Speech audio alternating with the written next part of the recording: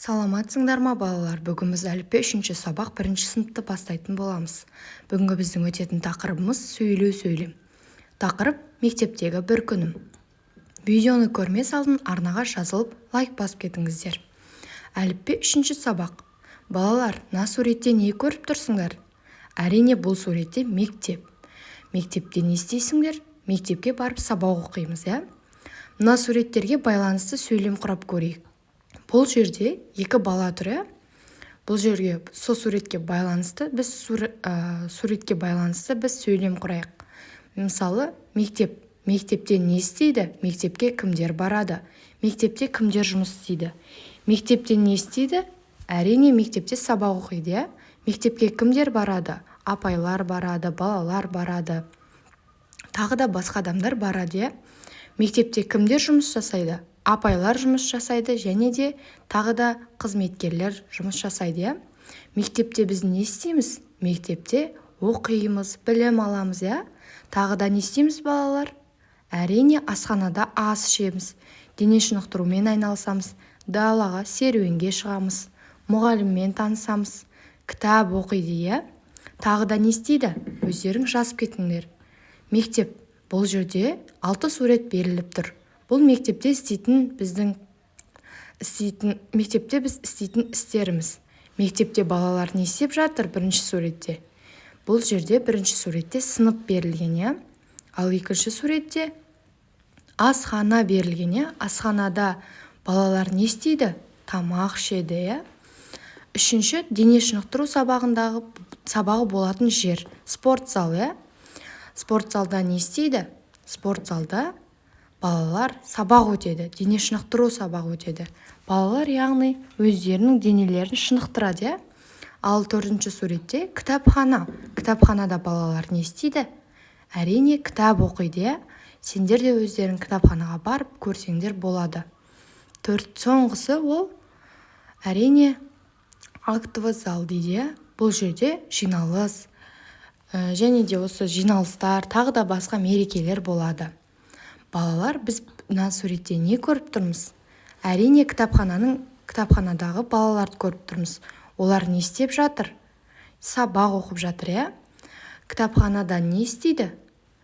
Кітапханада сабақ оқиды. Үзіліс деген не? Үзіліс деген бізге берілетін уақыт, демалыс уақыты деп айтсақ та болады.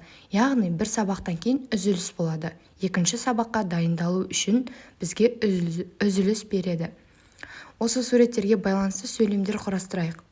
Мектепке біз не үшін барамыз? Мектепке біз білім аламыз, Балалар кітапханаға не үшін барады? Кітапханада балалар кітап оқу үшін барады, Балалар үзілісте демалып отыр. Біз дене шынықтыру сабағына не үшін барамыз? Біз дене шынықтыру сабағына спорт залға сабағында денемізді шынықтыру үшін спорт залға барамыз. Мына суретте берілген суретте осы астындағы жәшіктерге сөздерді қоямыз, яғни сөйлем құрастырамыз. Оқулықтағы суреттерге назар аударайық, балалар. Суреттерді кімдерді көріп тұрсыңдар? Әрине суретте балаларды көріп тұрмыз. Олардың мектепке жасайтын іс-әрекеттері, 1-ші сабақ оқып жатыр. 2-ші асханада ас ішіп жатыр.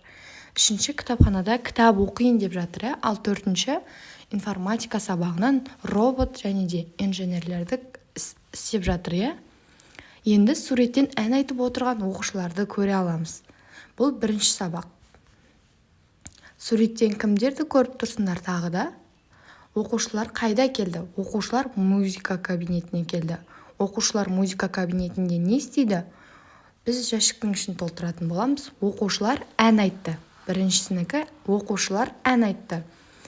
2-ші суретке қарасақ, назар аударсақ, суреттен кімдерді көріп тұрсыңдар? Суреттен ас ішіп отырған оқушыларды көре аламыз.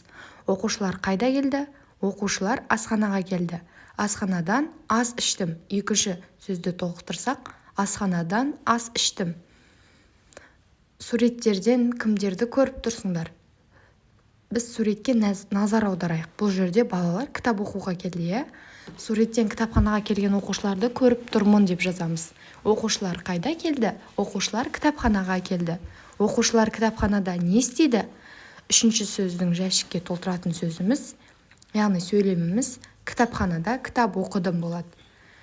4-ші, суреттен кімдерді көріп тұрсыңдар? Суреттен көлік құрастырып отырған оқушыларды көріп тұрмын.